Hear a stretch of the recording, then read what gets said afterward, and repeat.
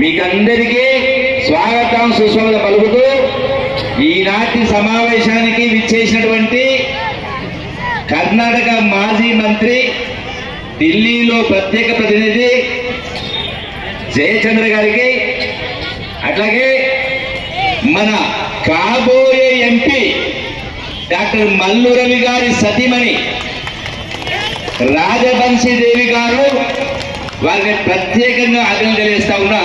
ఒక రాజకీయ నాయకుడు పరిపూర్ణంగా అనుభవం వాడు మాట్లాడిన దానికంటే కూడా గొప్పగా, స్పష్టంగా, సుస్పష్టంగా అవగాహనతో మాట్లాడేందుకు మిమ్మల్ని ప్రత్యేకంగా అభినందిస్తూ, అట్లాగే వేదిక పైన రేపు ఎన్నికల తర్వాత వచ్చేటువంటి వానకాల పంటకు సంబంధించి ఈ ఎకరాకి ఇచ్చేటువంటి 10,000 రూపాయలని కాంగ్రెస్ పెంచి 15,000 రూపాయలు ఇచ్చేటువంటి ఏర్పాటు చేసే కార్యం చేస్తాం.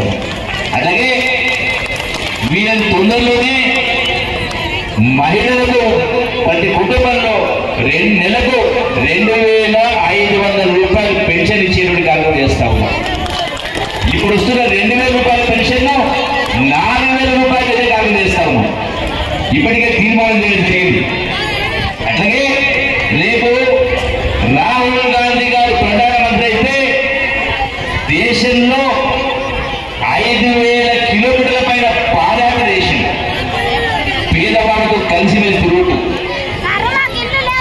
మరి రాహుల్ గాంధీ గారు ప్రధానమంత్రి అయితే రేపు మహిళలకు ప్రతి కుటుంబంలో ఒకరికి నెలకు 8,500 రూపాయల చొప్పున సంవత్సరానికి 1,00,000 రూపాయలు మహిళల ఖాతాలో మీకు డబ్బు చెల్లించబోయి మీ ఖాతాలో చేసే కార్యక్రమం చేస్తా ఉన్నాం. మనోడైన రాహుల్ గాంధీ గారికి మధ్య జరిగే ఎన్నికలివి.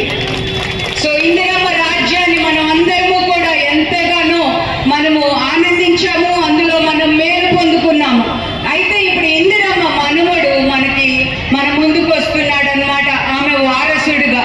అయితే ఇప్పుడు మోడీ గారిని కానీ మనము రాహుల్ గాంధీ గారిని కానీ ఒకసారి మనము సరిపోల్చుకోదలుచుకుంటే, మోడీ గారు మన దేశం ప్రధానిగా 10 సంవత్సరాలుగా ఉన్నారు.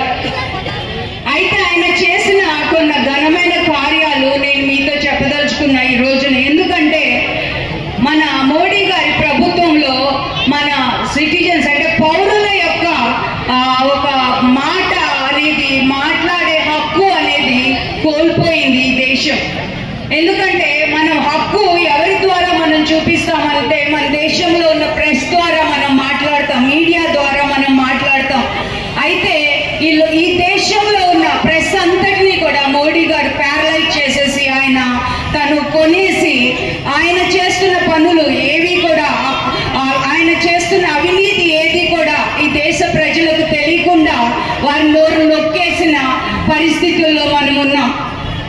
అయితే అంతేకాకుండా మోడీ గారు ఎప్పుడు కూడా మన ప్రజల్లోనికి వచ్చే మనిషి కాదు. ఆయన ఎప్పుడు ఏ దారి మీద నడవలేదు, ఏ గ్రామంలోనికి వెళ్ళి ఎవరిని పలకరించలేదు, ఎవరితో భోజనం చేయలేదు.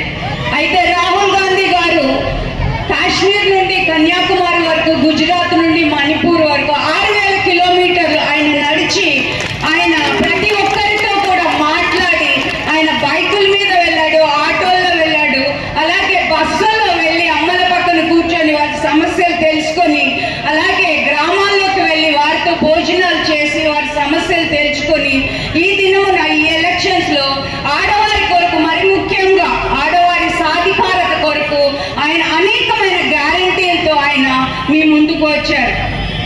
ఆ గ్యారంటీలు